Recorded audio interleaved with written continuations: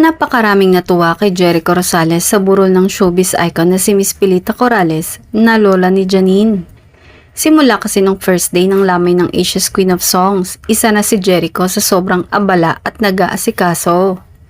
Sabi nga ng karamihan sa mga nakiramay, parang parte na talaga ng pamilya ni Janine Gutierrez si Jericho. Bukod sa palaging nakaalalay si Echo kay Janine, ay talagang sinigurado niyang nasa ayos ang lahat sa burol.